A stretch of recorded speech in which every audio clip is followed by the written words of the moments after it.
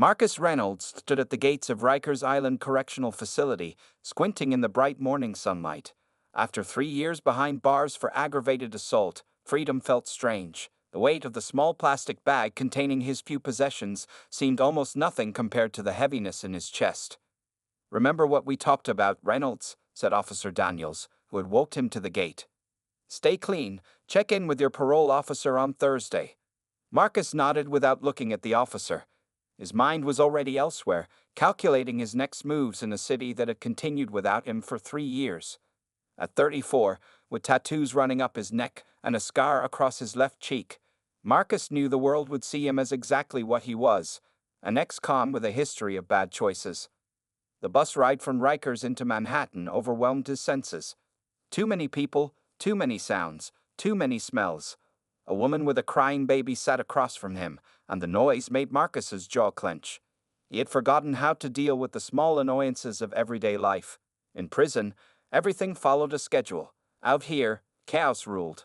By afternoon, Marcus had checked into the halfway house where he would stay for the next month. The small room with its narrow bed and chipped sink wasn't much different from his cell, except for the door that didn't lock from the outside. He sat on the bed, bouncing slightly to test the springs, and looked out the dirty window at the busy street below. What now? He whispered to himself. His parole conditions were clear.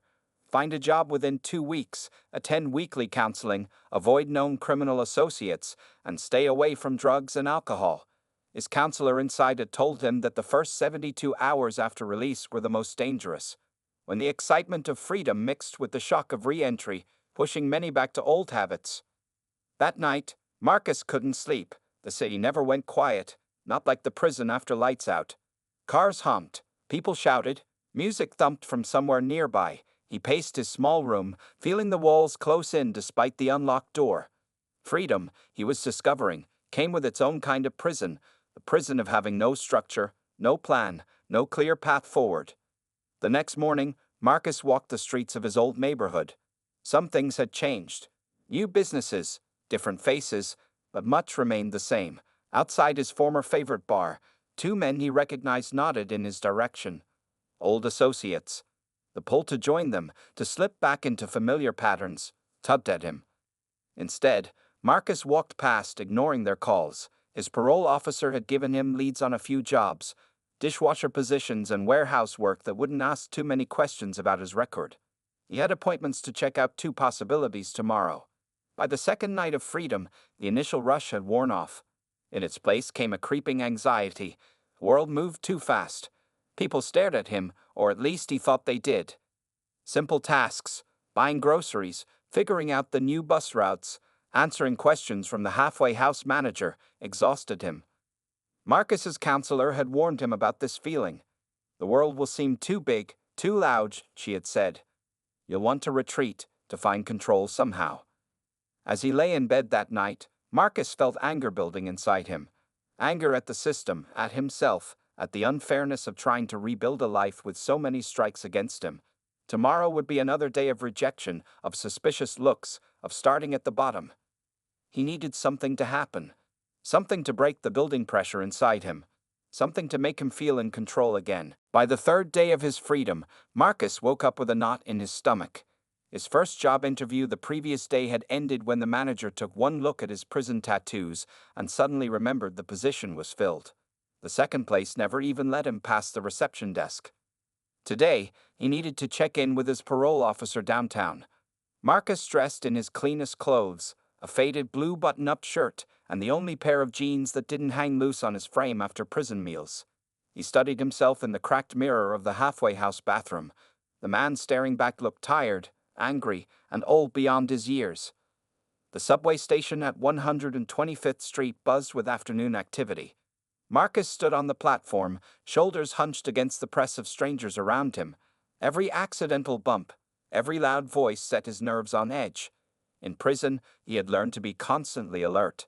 Out here, that same alertness quickly turned to paranoia. "Stand clear of the closing doors, please," announced the subway speaker for the 3rd train that was too crowded for Marcus to board. He stepped back, breathing deeply through his nose. His parole officer would mark him down if he was late, but the thought of squeezing into that metal box packed with bodies made his skin crawl. As he waited for the next train, Marcus noticed her. A young woman, maybe mid-20s, standing alone near the edge of the platform. Unlike everyone else glued to their phones, she was reading an actual book, completely lost in its pages. Her dark hair fell forward, partially hiding her face. Something about her separate piece in the middle of the chaos caught his attention. The next train was only minutes away when Marcus realized someone else was watching the woman too. A large man in a baseball cap and sunglasses stood a few feet away, seemingly focused on his phone. But Marcus recognized the posture, the subtle attention. In prison, you learn to spot who was watching whom. What was strange, though, was that this guy looked familiar. Even with the cap pulled low and the glasses covering half his face, something about his massive build and the way he carried himself nagged at Marcus's memory. The platform grew more crowded as office workers poured down the stairs. The young woman tucked her book into her bag, moving closer to the yellow safety line as the rumble of an approaching train vibrated through the station. Marcus found himself moving toward her, not entirely sure why. That's when he noticed two teenage boys weaving through the crowd, too quickly, too purposefully. Their eyes were locked on the woman's open bag. Marcus had seen that look 1,000 times before. Predators spotting prey.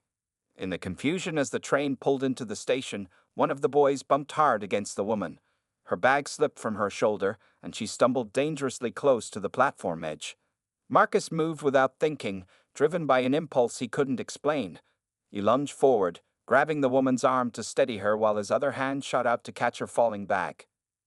"Careful," he said, his voice rough from lack of use. "Those kids were trying to rob you." The woman looked up at him, startled. Fear flashed in her eyes. The same fear Marcus had seen countless times before when people looked at him. It stung, even though he understood it. "Thank you," she said, taking her bag back carefully, keeping distance between them. The train doors opened, and the crowd surged. Marcus realized he was still holding the woman's arm. He let go quickly, stepping back. But in the crush of bodies pushing toward the train, his movement was misinterpreted. "Hey, leave her alone," someone shouted. Marcus turned to see the large man in the baseball cap moving toward them. And in that moment, as the cat shifted slightly, Marcus suddenly recognized him. Dwayne, "The Rock" Johnson was standing on a New York subway platform, staring directly at Marcus, with an expression that suggested he had completely misunderstood what was happening. The train doors began to close, and in the confusion, Marcus found himself pushed inside the car, separated from both the woman and the famous actor by a wall of commuters. The subway car jerked forward, throwing Marcus against the metal pole he gripped. His heart hammered in his chest. Of all the people to witness that moment on the platform, it had to be Dwayne Johnson, a man whose movies Marcus had watched countless times in the prison rec room. The irony wasn't lost on him. 3 days of freedom, and he was already being mistaken for the criminal he was trying not to be. Through the crowded car, Marcus spotted the young woman. She stood near the opposite door, clutching her bag tightly against her chest, eyes darting nervously in his direction. The two teenage boys who had tried to rob her were nowhere to be seen. They had either missed the train or boarded a different car. Marcus shifted uncomfortably under the woman's watchful gaze. He wanted to explain that he had only been trying to help, but approaching her now would only frighten her more. Instead, he turned away, focusing on the subway map above the windows. The train rocked side to side as it sped through the tunnel. At the next stop, more passengers crowded in, pushing Marcus deeper into the car. To his surprise, he found himself standing closer to the woman. She tensed visibly, taking a small step back until she was pressed against the doors. "I wasn't trying to," Marcus began, but his words were cut off as the train braked suddenly. The woman lost her balance, stumbling forward. Marcus automatically reached out to steady her, his hand catching her elbow. In that same moment, the doors behind her opened at the station stop. "Let go of me," she cried out, louder than necessary, pulling away from his grip with such force that she fell backward onto the platform. Heads turned, eyes focused on Marcus. A murmur ran through the crowd as people pieced together their own version of what had happened. A rough-looking man, a frightened woman, her desperate cry. "I didn't." Marcus started to explain, but the words died in his throat as a massive figure stepped through the doors from the next car. Dwayne Johnson had followed them. Is there a problem here? Johnson's deep voice carried over the noise of the station. He helped the young woman to her feet with one hand, his eyes never leaving Marcus. This man grabbed me, the woman said, her voice shaking. On the platform and just now. Marcus felt the blood drain from his face. No, you don't understand. Those kids were going to rob you. I was helping. Johnson studied Marcus carefully, looking from his prison tattoos to his worn clothes to his eyes. In that moment, Marcus knew how this would play out. It was the story of his life, judged by appearances, assumed guilty before proven innocent. The train doors began their closing chime. Without thinking, Marcus pushed past the people blocking his way and leaped through the narrowing gap, back onto the platform. He needed to clear this up before it escalated further. Listen, he said, addressing both Johnson and the woman. I'm not trying to cause trouble.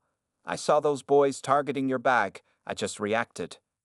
Johnson positioned himself slightly in front of the woman, creating a barrier between her and Marcus. His posture wasn't aggressive, but it was protective. Around them, a small crowd began to form as passengers recognized the famous actor. She fell when the train stopped, Marcus continued, desperation creeping into his voice. I reached out so she wouldn't get hurt.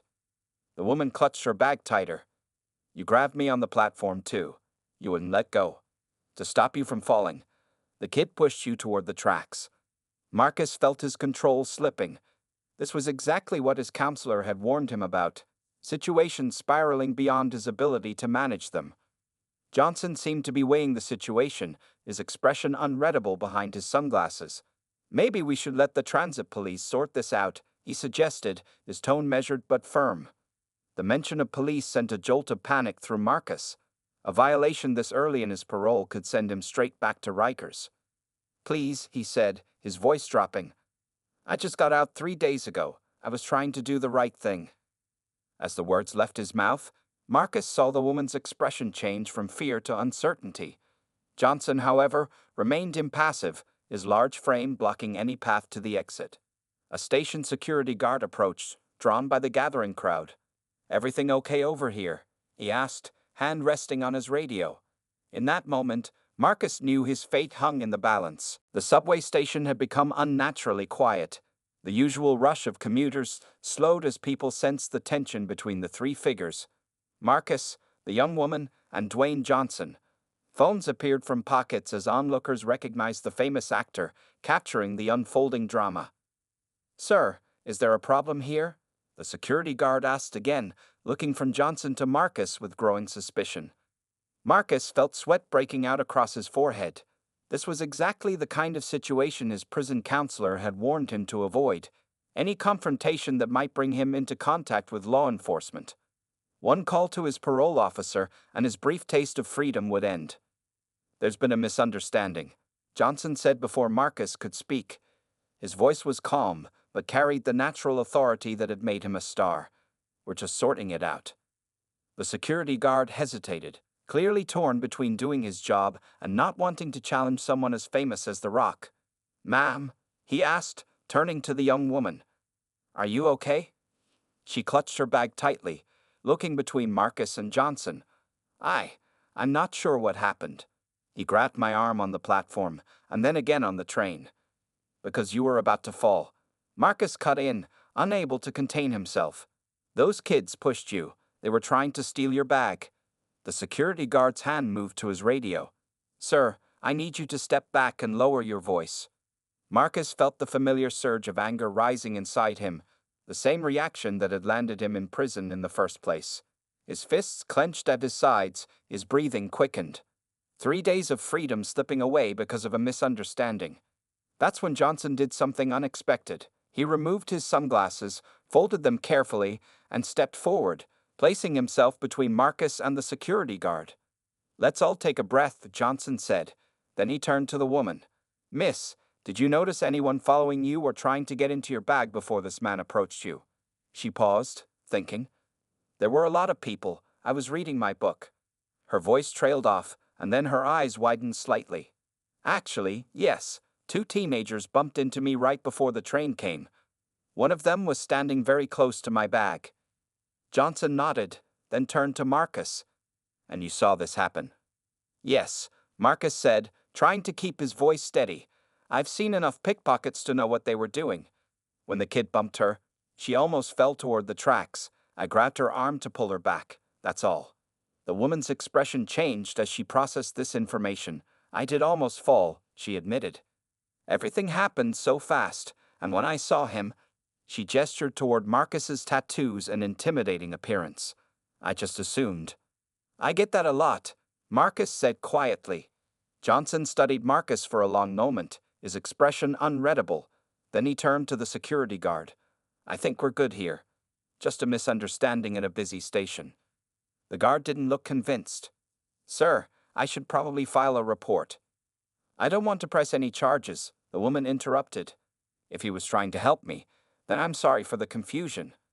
A flash of relief washed over Marcus, so powerful that his knees almost buckled beneath him. Johnson seemed to notice. How about we all step away from this platform and talk properly, he suggested. Too many eyes and ears here. The small group moved toward a quieter area near the station entrance. Marcus felt the stares of other passengers following them, phones still recording the scene. How long before someone recognized him as an ex-con? How long before this whole situation appeared on social media? I'm Jessica, the woman said once they had some privacy, extending her hand tentatively toward Marcus. Marcus, he replied, shaking her hand briefly. Look, I'm sorry if I scared you. Sometimes I don't think about how I come across to people. Johnson watched this exchange with interest, his imposing presence somehow less threatening now that the tension had eased. Thank you, Jessica said simply. If those boys were trying to rob me, then I owe you my gratitude. Marcus nodded, unsure what else to say. He checked his watch and grimaced. I'm going to be late meeting my parole officer. The words hung in the air, confirming what Johnson had likely already suspected. Parole officer. Jessica took a small step back, her earlier gratitude mixing with renewed caution. Marcus nodded, his jaw tight. 3 days out, trying to do everything right. He glanced at his watch again. And now I'm going to be marked late because of this whole thing. The security guard, who had been hovering nearby, narrowed his eyes. What were you in for? Before Marcus could answer, Johnson stepped forward. That's not relevant right now, he said firmly. The authority in his voice made the guard back down immediately. Then Johnson turned to Marcus.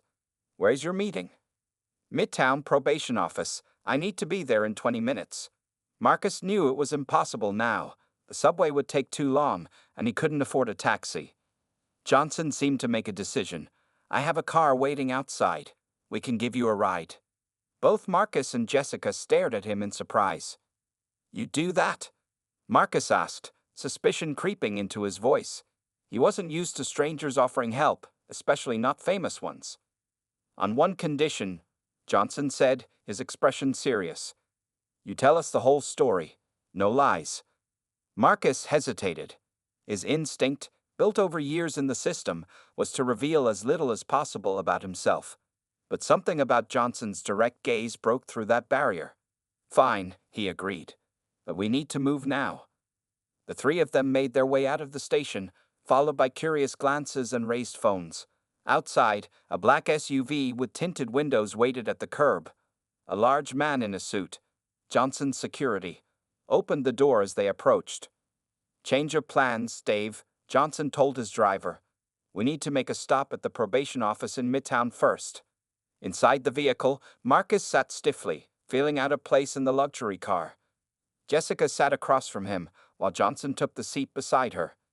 So, Johnson said as the car pulled into traffic, let's hear it. Marcus took a deep breath. Aggravated assault, 3-year sentence, served at Rikers. He met Johnson's eyes steadily. Got into a fight with my sister's boyfriend after I found out he was hitting her. Took it too far. Jessica's expression softened slightly, but she remained quiet. And today, Johnson pressed. Like I said, I saw those kids targeting her bag. One of them pushed her toward the tracks. I reacted. Marcus ran a hand over his short-cropped hair. In prison, you learn to spot trouble before it happens. It becomes instinct. Johnson nodded slowly. I believe you. Just like that. Marcus couldn't hide his surprise. I've worked with enough ex-cons through my foundation to know when someone's telling the truth. Johnson explained. Plus, I was watching longer than you realized. I saw those teenagers too, but I was too far away to intervene. Jessica looked down at her hands. I should have been more aware of my surroundings. My dad always warns me about reading while standing on the platform. Not your fault, Marcus said quickly. Those kids knew exactly what they were doing. The car slowed as it approached a red light, and an uncomfortable silence fell over them. Marcus stared out the window, watching the city pass by, 3 days out of prison, and already his world had turned upside down. Sitting in a luxury car with Dwayne, The Rock Johnson was the last place he had expected to find himself.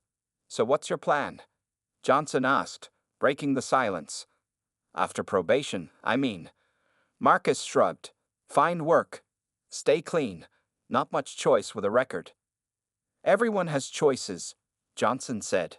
There was something in his tone, not pity, but understanding, that made Marcus look up. Easy to say when you're... Marcus gestured vaguely at Johnson's obvious success.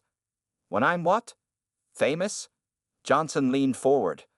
I wasn't always this. I had $7 in my pocket at my lowest point. $7 in your pocket is still better than a prison record, Marcus countered. Johnson didn't argue. Instead, he pulled out his phone and seemed to make a decision. What kind of work are you looking for? Before Marcus could answer, the car pulled up in front of the probation office. Through the window, Marcus could see his parole officer, Mr. Diaz, standing outside checking his watch. We're here, the driver announced. Marcus reached for the door handle, then paused. He looked back at Johnson and Jessica, these strangers who had somehow become entangled in his life. Thanks for the ride, he said simply, and for believing me. Mr. Diaz looked up in surprise as Marcus stepped out of the black SUV. His eyebrows rose even higher when he saw who followed. Reynolds, the parole officer said, checking his watch. You're actually on time. And with? His voice trailed off as he recognized Dwayne Johnson. Mr. Diaz, Marcus nodded, feeling strangely calm despite the unusual situation. Sorry for cutting it close. Johnson extended his hand to the parole officer. Dwayne Johnson, I'm the reason Marcus was almost late. We had a situation on the subway. Mr. Diaz shook Johnson's hand automatically, his professional composure momentarily shaken. A situation? Jessica stepped forward. This man helped me when someone tried to rob me. There was a misunderstanding afterward, but he was only trying to do the right thing. Mr. Diaz looked between the three of them, clearly trying to make sense of the story. After 20 years as a parole officer, he thought he had seen everything. This was a first. We can discuss this inside, he finally said, gesturing toward the building entrance. Reynolds, we still need to complete your check-in. Marcus nodded, then turned to Johnson and Jessica. Thanks again for the ride. And for... He struggled to find the right words. For everything.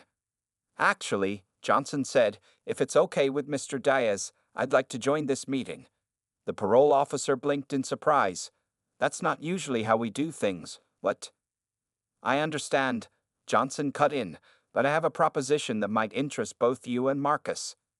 10 minutes later, they sat in Mr. Diaz's small office. The space felt even smaller with Johnson's large frame filling one of the visitor chairs. Jessica had excused herself, but not before exchanging phone numbers with Marcus. Just in case I need a bodyguard on the subway again, she had said with a small smile. So let me get this straight, Mr. Diaz said, looking at his notes. You want to offer Marcus a job with your production company? Johnson nodded. We're filming in New York for the next 3 months. We always need extra hands on set, security, moving equipment, basic tasks. It's honest work, good pay, and a chance to make connections. Marcus sat silently, still processing the offer. When Johnson had mentioned work in the car, he had assumed it was just talk. Famous people always said things they didn't mean. Reynolds' conditions require stable employment, Mr. Diaz said carefully. Film work is temporary by nature. 3 months is enough time to prove himself and make contacts, Johnson countered. After that, my security chief has connections with several companies that hire reformed offenders. Companies that believe in second chances. Mr. Diaz turned to Marcus. What do you think about this, Reynolds? Marcus cleared his throat. I think it sounds too good to be true. He looked directly at Johnson. Why would you stick your neck out for someone you just met? Someone with my record. Johnson didn't hesitate. Because I saw how you reacted on that platform. Your first instinct was to help, not hurt. That says a lot about a person. He leaned forward in the small chair. Everyone deserves a chance to rewrite their story. Mr. Diaz tapped his pen against his notepad. There would be conditions. Random drug tests, regular check-ins, strict adherence to your parole terms. I understand, Marcus said. You'll start at the bottom. Johnson added. No special treatment. You'll earn your place like everyone else. For the first time in years, Marcus felt something close to hope. It was uncomfortable, almost painful, like blood rushing back into a limb that had fallen asleep.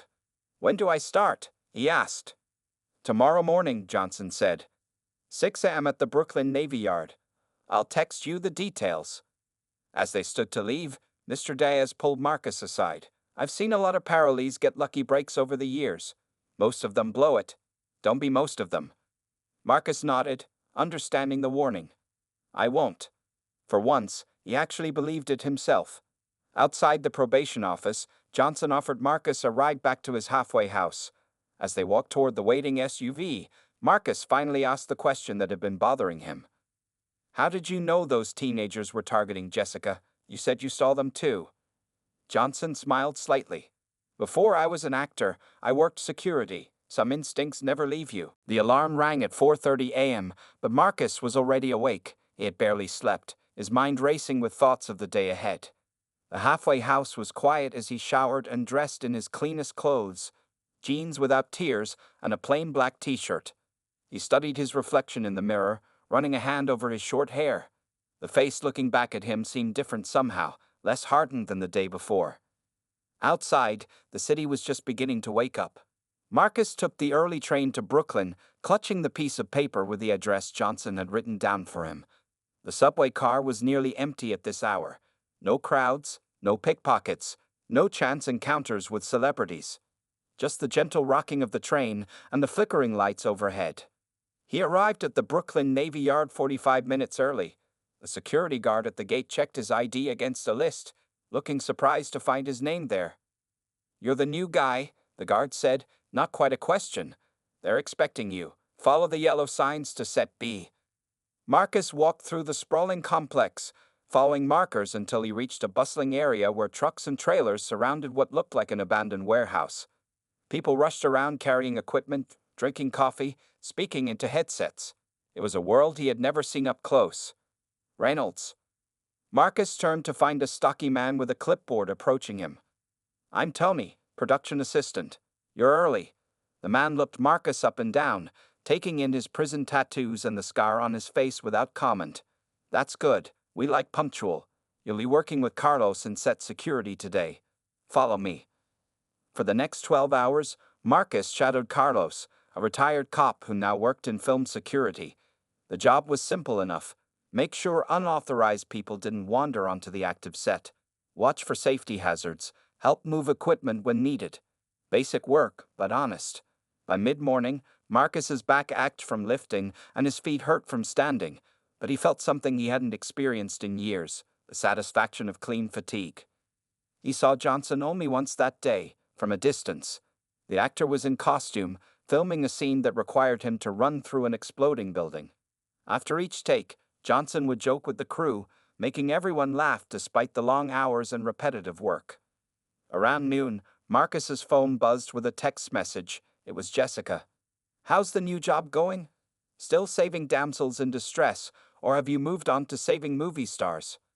Marcus smiled, staring at the screen for a long moment before typing back. No damsels today. Just carrying heavy things and trying not to look like an ex-con. Her reply came quickly. Too late for that. Your tattoos kind of give it away. Coffee sometime. I owe you for the subway rescue. He looked at the message 3 times before responding with a simple yes. By the end of the day, Marcus was exhausted but pleased with himself. Carlos seemed satisfied with his work, and no one had treated him differently because of his record. As the crew began packing up for the night, Tony approached him again. You did good today, Reynolds. Be here same time tomorrow. Marcus nodded, gathering his things to leave. Oh, and someone left this for you. Tony handed him an envelope. Inside was a note written on hotel stationery. First day down. Keep showing up.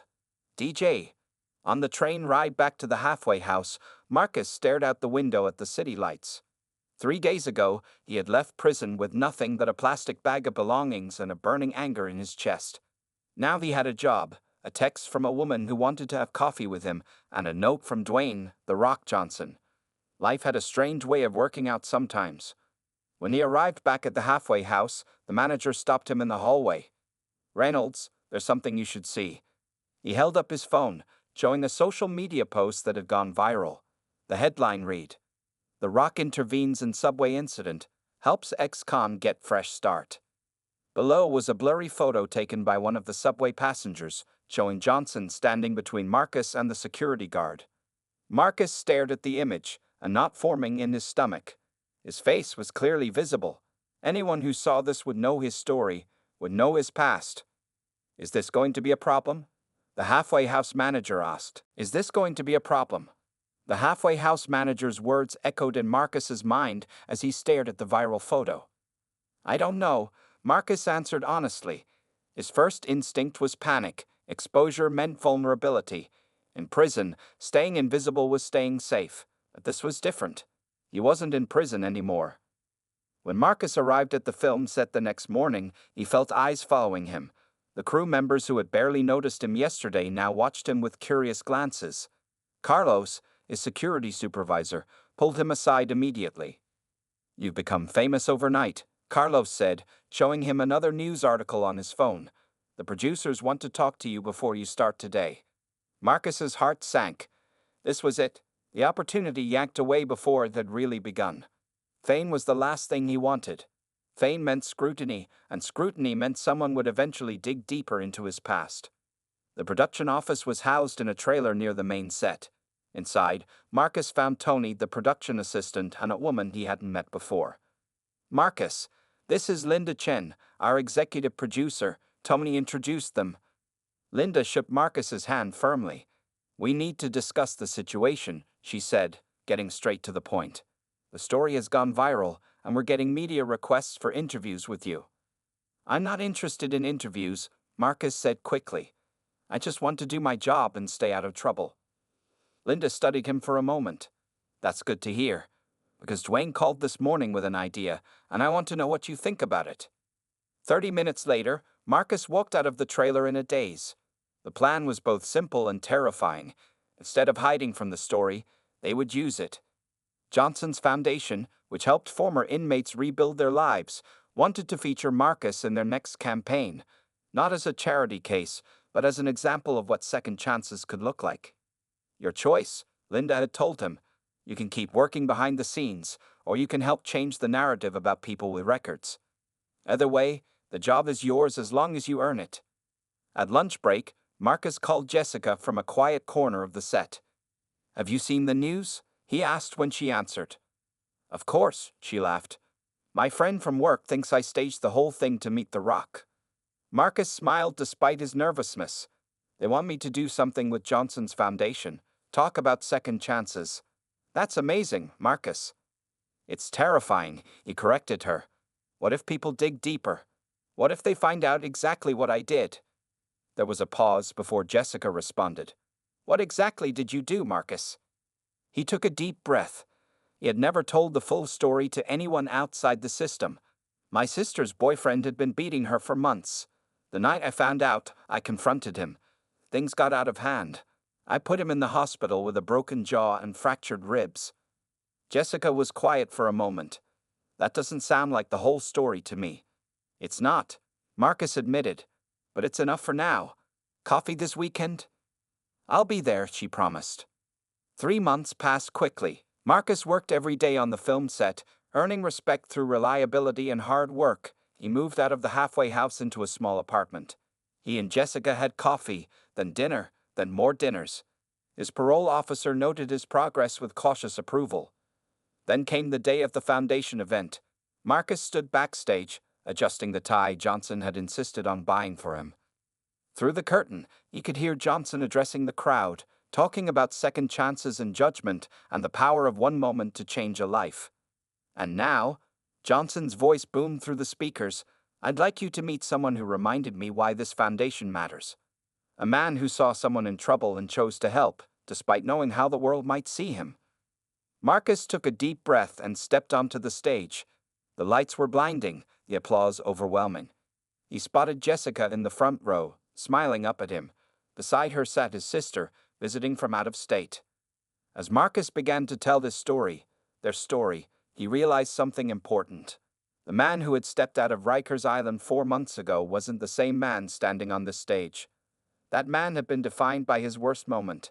This man was being defined by something else entirely, by the choices he made each day, by the people who believed in him, and by one strange moment on a subway platform when the universe had placed Dwayne "The Rock" Johnson in exactly the right place at exactly the right time. Sometimes, Marcus thought as he continued his speech, life gives you not what you deserve, but what you need. Sometimes, a second chance is all it takes to rewrite your entire story.